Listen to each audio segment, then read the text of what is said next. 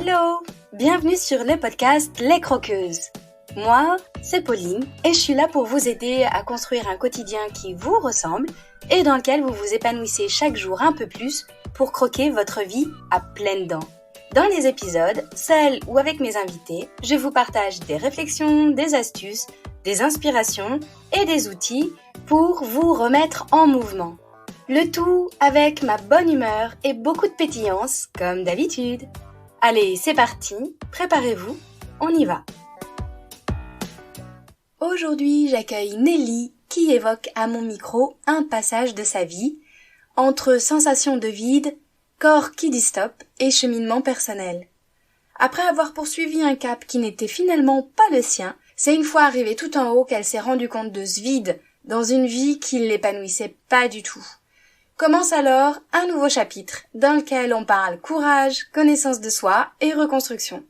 Restez bien à l'écoute pour découvrir son histoire et sa gourmandise, mais je vous en dis pas plus, je vous laisse découvrir tout de suite notre conversation.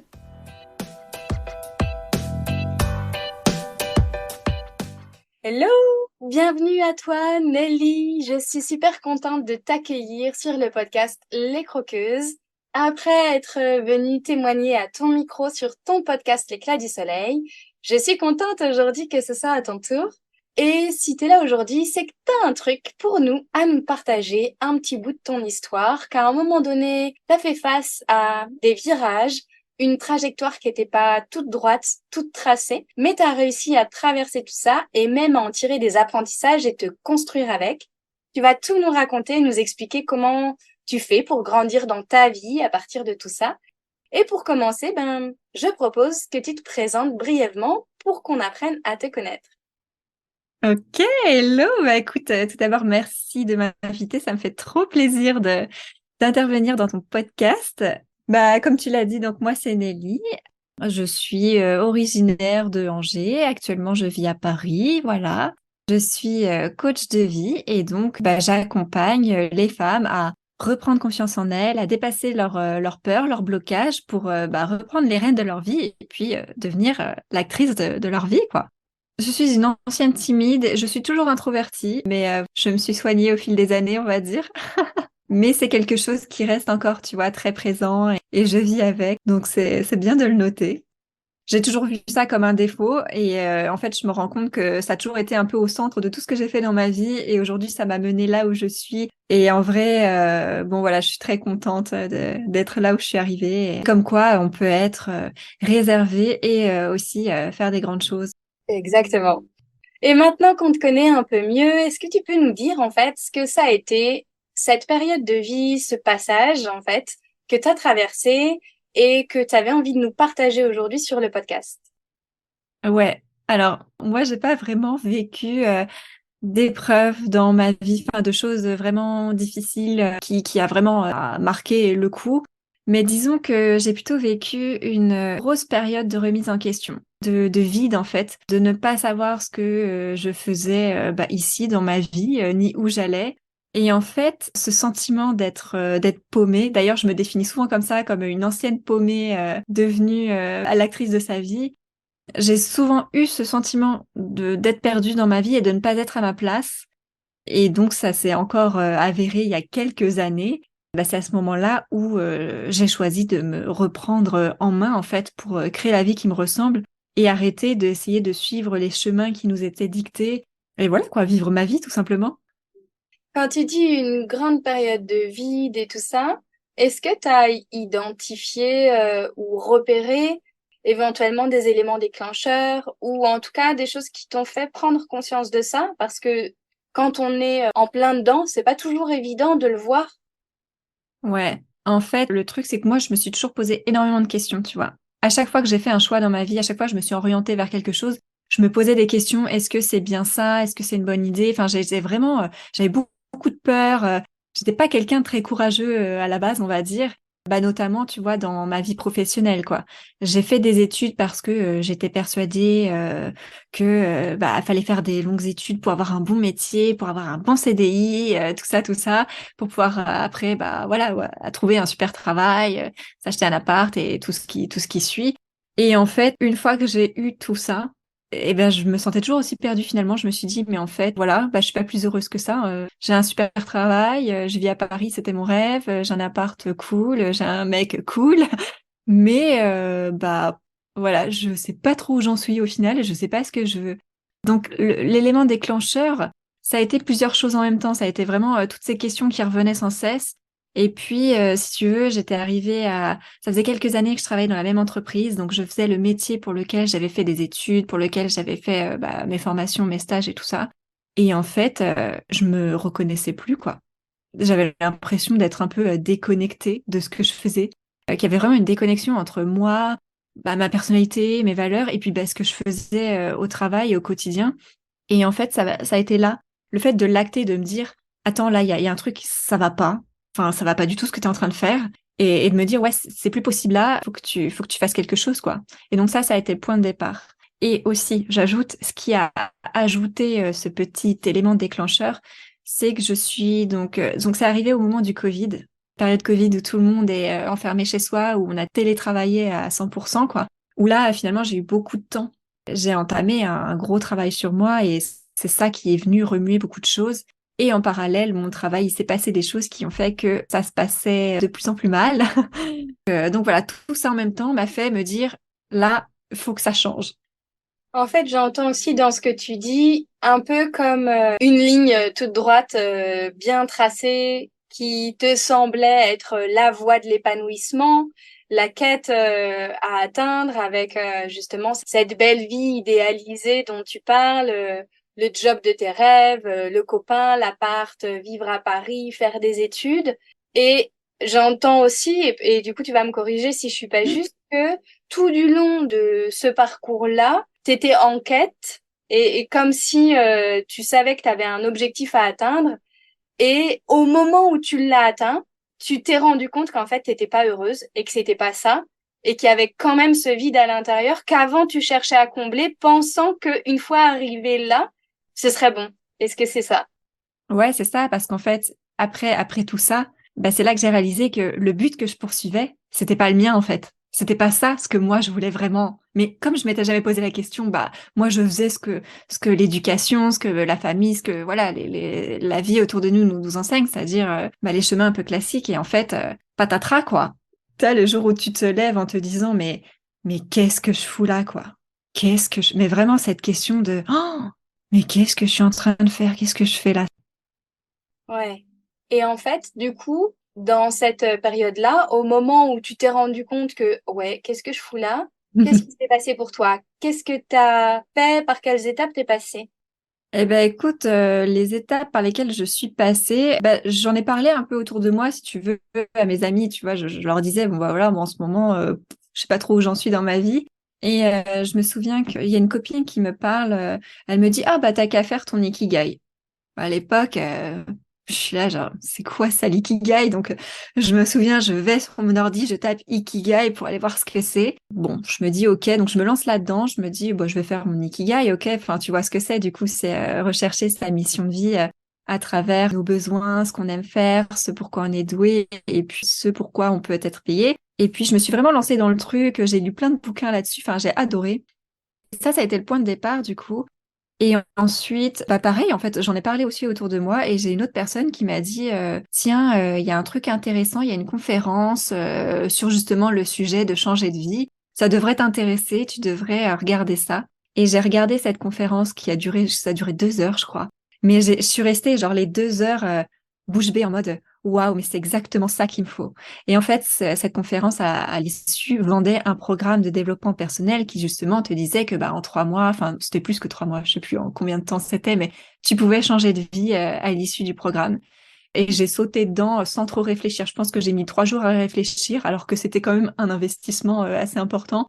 Et je me suis dit, vas-y, enfin, là, ça fait trop longtemps que tu te poses des questions. C'est plus possible de rester comme ça parce que j'avais vraiment cette impression d'être en pilotage automatique, en mode, bon, bah, je sais que ma vie actuelle me convient pas, mais je sais pas ce qu'il faut faire pour changer, pour être plus heureuse, donc, bah, je fais rien. Enfin, j'attends que ça passe ou j'attends un déclic, j'attends une illumination, mais qui, bien sûr, ne vient jamais toute seule. Et je me suis lancée dans ce programme. Et là, c'est venu chambouler pas mal de choses et c'est venu mettre en lumière beaucoup de choses chez moi. Et c'est là que ouais, je me suis reprise en main, que j'ai défini vraiment mes objectifs, ce que je voulais dans la vie, que j'ai compris ma personnalité aussi, pourquoi j'étais faite. Et voilà, après mon projet de reconversion professionnelle était évident. C'est devenu évident en fait. Hmm. Ce que tu décris, en fait, je trouve ça génial que tu puisses mettre des mots aujourd'hui parce que je pense que dans les auditrices, dans les croqueuses qui nous écoutent, on est beaucoup à se reconnaître aussi dans ce que tu partages. Beaucoup d'entre nous, jusqu'à peut-être un certain point, en fait, on est en mode pilote automatique sans se questionner sur ce qu'on veut vraiment, sur ce qui est vraiment aligné, sur nos valeurs, sur nos besoins, sur nos rêves aussi. Et on poursuit parfois ceux des autres Mm. sans se questionner en fait sur vraiment est-ce que ceux-là sont les nôtres ou pas. T'as tout suivi en mode pilote automatique jusqu'au moment où tu pensais être arrivé et là tu t'es rendu compte que ben non, ça te convenait Mm. pas du tout. Et merci tous ces petits signes que tu as reçus de l'extérieur qui ont mis quelques outils sur ta route qui t'ont permis derrière d'apprendre à te connaître toi, ce que tu viens de partager avec le programme là et de mettre en lumière certains de tes mécanismes propres en fait. Ouais, ce que je me suis rendu compte aussi, c'est que tout ça, bah, malheureusement, on nous l'apprend pas à l'école, on nous l'apprend nulle part. Apprendre à se connaître soi-même, c'est vraiment un truc que j'ai l'impression moi d'avoir découvert tard. Alors je suis pas si vieille que ça, mais je me dis mince quoi. Enfin, c'est maintenant que je réalise tout ça. Alors que si j'avais fait ce travail sur moi-même en étant plus jeune, bah, peut-être que les réponses seraient venues beaucoup plus tôt. Peut-être que j'aurais pas, enfin, vécu tout ça. Enfin voilà, tout ça serait pas arrivé si j'avais eu toutes ces réponses là plus tôt. Dans cette reconversion, dans ce parcours de cet état de vide à retrouver du sens dans ce que tu fais, est-ce qu'il y a des passages qui ont été compliqués, qui ont été éprouvants, douloureux ou qui ont simplement été un obstacle à un moment donné pour toi? J'ai fait un burn-out, mais alors c'est arrivé à la toute fin de mon CDI. En fait, j'avais déjà entamé un peu le processus de reconversion à ce moment-là. Et disons que j'ai un peu vécu le déni du burn-out. Et d'ailleurs, j'aime bien dire que j'ai le syndrome de l'imposteur du burn-out, c'est-à-dire que j'ai l'impression d'avoir fait un petit burn-out qui n'est pas important. Donc c'est pour ça qu'on n'en parle pas beaucoup, parce que bon voilà, je sais qu'il y a des gens qui sont au fond du trou pendant 6 mois et qui ont vraiment des idées noires. Moi, c'était pas si fort que ça, mais il était quand même bien là. Ça s'est quand même transformé en crise d'angoisse, en paralysie. Donc bon, c'était pas non plus rien. Ça a été assez difficile, ouais, parce que bah, le fait d'accepter l'arrêt maladie, moi j'ai mis beaucoup de temps à l'accepter. J'étais suivie par un médecin depuis un moment. Et à chaque mois, je le voyais tous les mois. Et tous les mois, il me disait, bon, là, je vous arrête. Et moi, j'étais là, non, non, non, ça va, je vais tenir le coup. C'est bon, ça va aller. Sauf qu'en fait, quand je me suis arrêtée, il était un peu tard, un peu trop tard. J'étais au fond du trou. C'est un peu le truc que je regrette. Si j'avais su, j'aurais pas attendu à ce point-là parce que je culpabilisais énormément en fait. Je me disais, je peux pas abandonner la société. Enfin, ça se fait pas, tu vois. Je l'ai vraiment vécu comme ça et ce qui n'est pas bien, tu vois. Aujourd'hui, je sais que, enfin, c'est totalement bête. Il faut se faire passer en premier. La santé, c'est tellement important et toi-même, tu sais. Donc voilà, ça a été le truc pas simple à vivre. Donc je l'ai vécu avec beaucoup de culpabilité, beaucoup de ouais, l'impression de pas aller assez mal en fait pour avoir le droit de m'arrêter, pour avoir le droit de faire une pause et de prendre soin de moi, tu vois. À l'époque, enfin, je sais que j'ai vu des collègues partir vraiment en dépression, enfin de choses assez, enfin, assez dark et tout. Et pour moi, enfin là, je me disais ouais, cette personne-là, elle a vraiment un souci. Enfin, cette personne-là a vraiment besoin d'aide. Moi, ça va, moi je suis jeune, tu vois. Il y a vraiment ce truc de non mais c'est bon, enfin je peux pas partir en burn-out, enfin à mon âge en plus, puis j'ai pas non plus 20 ans d'expérience, enfin ça va quoi. On part pas en burn-out au bout de 4 ans de salariat, enfin tu vois. Des fois j'étais souvent au bord des larmes en vrai, mais je le cachais, tu vois, je masquais mes émotions. Enfin je me souviens quand je me suis arrêtée, les gens m'ont dit mais Nelly, on n'a rien vu, on n'a rien vu, tu nous as rien dit. Et c'est vrai que j'ai rien dit à personne. Enfin c'est ça, tu vois. Le truc c'est que j'en ai pas parlé. Grosse erreur. Et ça, c'était à quel moment de ton parcours, du moment où tu parlais de cet éclaircissement de waouh, en fait, je suis arrivée à ce poste-là, je suis dans le salariat, je coche un peu toutes les cases de ce qui me faisait envie avant, mais je vais pas bien. Tu disais que tu avais un peu entamé ton processus de reconversion personnelle déjà? Ouais, alors en fait, j'ai d'abord remis tout en question. Et après, bah, justement, c'est une fois que j'ai eu cette idée de reconversion, en fait, c'est comme si dans ma tête, c'était fini, enfin, le travail où j'étais. je me suis dit, non, mais en fait, je ne peux plus faire ça. Pour moi, c'était clair, c'était évident que je ne pouvais plus continuer. Alors, j'ai continué à bosser, à être irréprochable. Hein. J'ai pas abandonné comme ça en mode, oh, j'en ai plus rien à foutre.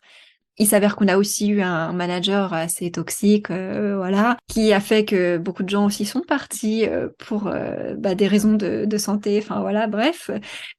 Et en fait, c'est à ce moment-là que vraiment, moi, j'ai décroché en mode, c'est plus possible. En fait, à partir du moment où c'était clair dans ma tête que c'était plus possible, que mon boulot, ça correspondait plus à qui j'étais, et qu'en plus, on me faisait subir des choses pas très cool, là, c'était clair dans ma tête, ça n'allait plus, enfin, je pouvais plus faire ça. Et en fait, le burn-out est arrivé là. J'ai eu vraiment, vraiment des crises un peu, tu vois, d'angoisse derrière mon bureau, derrière mon ordinateur, à me dire, qu'est-ce que je fous là Tu vois, j'ai fait des petites paralysies où en fait j'étais bloquée, tout simplement j'étais bloquée. Je pouvais plus travailler, je pouvais plus parler, il se passait rien. Et en fait, dans ma tête, j'étais là, Nelly, concentre-toi, remets-toi au travail parce que là, sinon tes collègues, ils vont s'inquiéter, enfin, ils vont trouver ça bizarre parce que t'es là, tu bouges plus. Mais en fait, j'étais bloquée, mon corps n'avançait plus. Et voilà, quoi, quand ça t'arrive tous les jours, il y a un moment, tu craques, quoi. En fait, ça a été un peu ton élément déclencheur, comme si ça te donnait l'autorisation. T'avais déjà commencé le processus et mis Ouais, en lumière certaines choses. Et là, ton corps t'a parlé en te disant, stop, tu ne peux plus accepter, il faut que ça s'arrête. ouais, ça a été les deux trucs en même temps. C'est que tu ne peux plus faire ce truc qui ne te correspond plus. Et en plus, tu ne peux plus accepter de subir cette maltraitance qu'on te fait subir au quotidien. Enfin, ça a été, tu vois, les deux sont arrivés un peu en même temps au final. Et là, ça a été, ouais, une coupure, une cassure, mais nette, quoi. C'est fini, quoi. C'est fini, là, il faut que je m'en sorte, il faut que je me sorte de là, il faut que je me bouge parce que ma vie, ça peut pas être ça, quoi.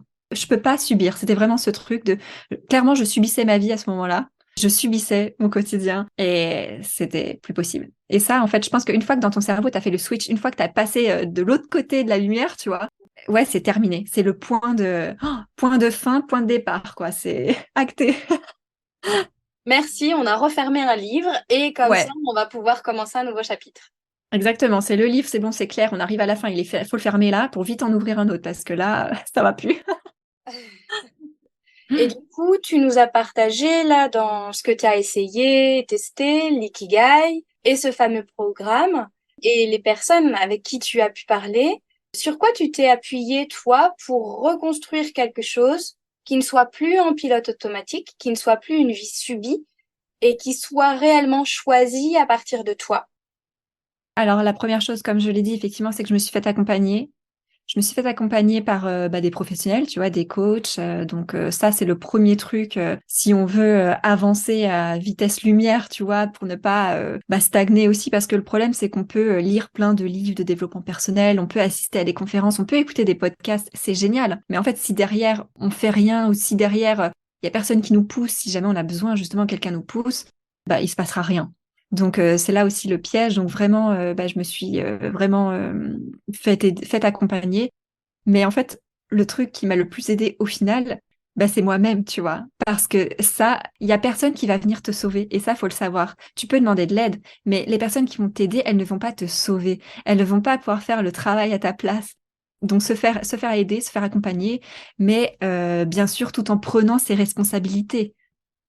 Réaliser à quel point on est responsable de sa vie et que peut-être à un moment donné, quand on est en mode pilote automatique, on a laissé peut-être la société, notre entourage, notre famille, notre conjoint décider de certaines choses pour nous. Ouais, totalement. La question la plus essentielle, à mon avis, c'est qu'est-ce que je veux, quoi? Qu'est-ce que je veux faire? Qu'est-ce que je veux dans ma vie, quoi? Et une fois que j'aurai atteint ce que je veux, à quoi ça ressemblera? Enfin, comment je sais que j'aurai atteint cet objectif? Tout ça, c'est des questions qu'on se pose pas et c'est important. Et d'ailleurs, moi, j'avais fait aussi la liste donc de mes qualités et aussi de mes défauts. Et était ressorti, donc ce que je te disais au début, timide, réservé, j'ai pas confiance en moi. Moi, je suis pas quelqu'un qui est très à l'aise à l'oral, donc je préfère écouter les gens. Et en fait, quand j'ai mis tout ça à plat, et je me suis dit, mais en fait, tout ça, je le fais très bien naturellement. Qu'est-ce que je peux en faire? Comment, en fait, ce truc-là qui est dans ma vie que je fais tous les jours sans effort, comment je peux le mettre au service de ma vie? Et c'est là, je me suis dit que mon métier, enfin, le métier précédent que je faisais ne me correspondait pas tout à fait finalement.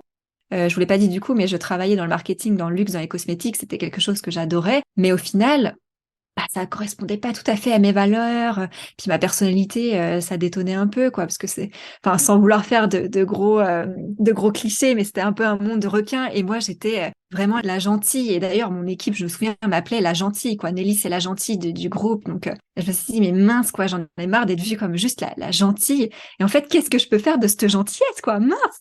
Et voilà, quoi, j'ai décidé de me lancer. Et c'est à ce moment-là que du coup, t'as embarqué dans le programme. Le programme, du coup, je l'ai fait quand j'ai fait toute cette remise en question. Là, j'ai fait le programme. Là, au moment où c'était clair que moi, je voulais changer de travail et tout, là, je me suis lancée dans une reconversion, dans une formation, mais en tant que coach. Heureusement que j'avais ça, si tu veux, qui me permettait de garder le cap. Donc du coup, si je récapitule, tu suis une voie toute tracée pour toi, de la société, la famille, bref, peu importe, avec des études, un bon job, une belle ville quand même. Sur le papier, tout est parfait et pourtant là, tu constates qu'en fait, tu subis ta vie, t'es en mode pilote automatique et qu'elle te plaît pas du tout. Hmm, T'es en perte de sens, t'es clairement, ouais. pas heureuse, t'en parles à des amis qui te recommandent des petites choses, tu commences à mettre en lumière certains mécanismes que tu avais ou vers quoi tu as envie d'aller. Et là, tu as le burn-out professionnel et ton corps qui te dit stop. Alors là, vraiment, t'arrêtes ça, tu peux plus continuer. Donc tu t'arrêtes et tu te formes professionnellement pour commencer ta deuxième vie. Exactement. Ta deuxième vie commence quand tu comprends que t'en as qu'une. C'est exactement ça. Voilà. J'adore ce livre qui est l'un des premiers romans de développement personnel que j'ai vu d'ailleurs et qui est tellement vrai. Enfin, ce titre est tellement vrai, quoi. Le jour où tu te réveilles, où tu te rends compte que tu peux pas attendre que les choses arrivent d'elles-mêmes, tu peux pas attendre que ça tombe du ciel parce qu'il y a jamais rien qui tombe du ciel. Et que toi qui as le pouvoir sur ta vie de te reprendre en main, et il y a que toi qui sais au fond ce que tu veux, mais ça vient pas comme ça. J'ai dit toujours qu'il faut beaucoup de courage pour entamer ce processus de coaching et de reconnaissance de soi pour reconstruire quelque chose derrière parce que effectivement, c'est pas la voie de la facilité Mm. et ça demande du courage et t'as osé le faire. Et comme on arrive au bout de cette interview, si tu devais conclure par un mot ou une phrase en lien avec ton parcours, avec ce que tu en as tiré comme leçon, et ce que tu as réussi à construire aujourd'hui dans cette deuxième vie que tu vis avec passion, ce serait quoi? Je dirais de ne pas attendre d'être au plus bas pour se bouger, en gros. Toujours s'écouter, écouter son corps aussi qui nous envoie des signaux qu'on n'écoute pas toujours d'ailleurs, mais voilà, il nous dit plein de choses, il nous envoie plein de signes et ça, faut savoir les écouter. Et en même temps aussi ne pas trop écouter les autres, voilà. Il y a une phrase qu'on m'a souvent dite, c'est l'herbe n'est pas plus verte ailleurs, Nelly, tu verras, tu seras pas forcément plus heureuse après.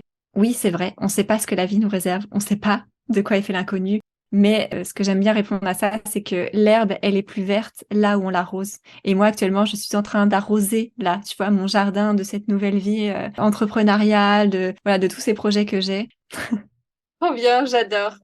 Et puis, effectivement, l'herbe n'est pas plus verte ailleurs, on sait jamais sur quoi on va tomber. Et j'aime aussi rappeler, un peu comme Forrest Gump, que c'est comme une boîte de chocolat. On sait pas sur lequel on va tomber, peut-être qu'on va l'aimer, mais on a le droit aussi de le recracher et d'en prendre un nouveau et de recommencer jusqu'à ce qu'on puisse savourer notre boîte et notre vie entièrement en ayant choisi exactement les parfums qui nous plaisent.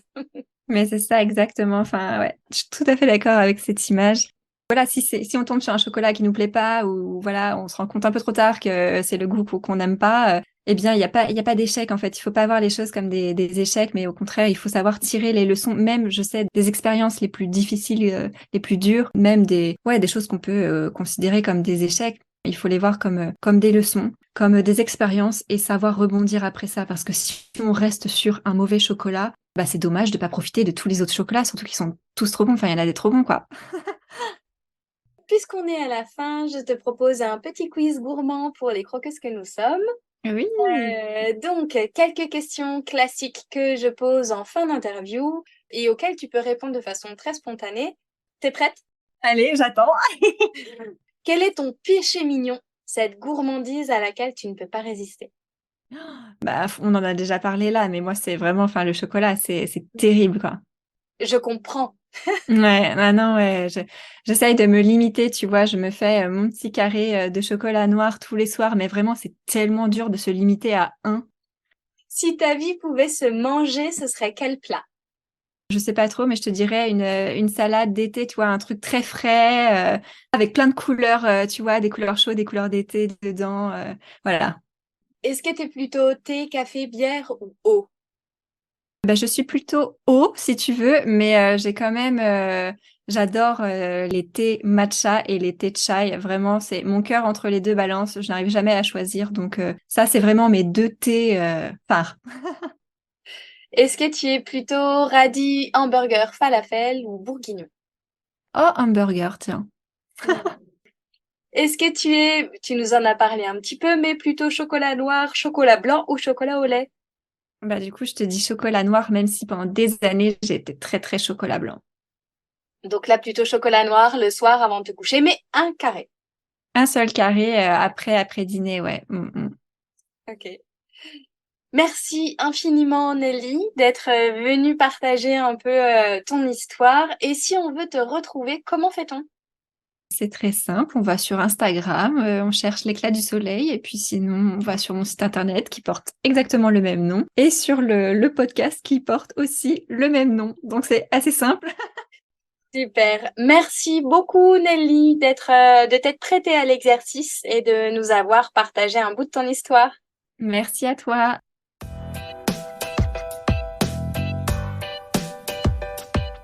Et voilà les croqueuses, c'est la fin de cet épisode. Merci à vous d'avoir écouté jusqu'au bout. Si vous avez trouvé la gourmandise de mon invité, n'hésitez pas à m'envoyer un message ou un commentaire. C'est toujours un plaisir de vous lire.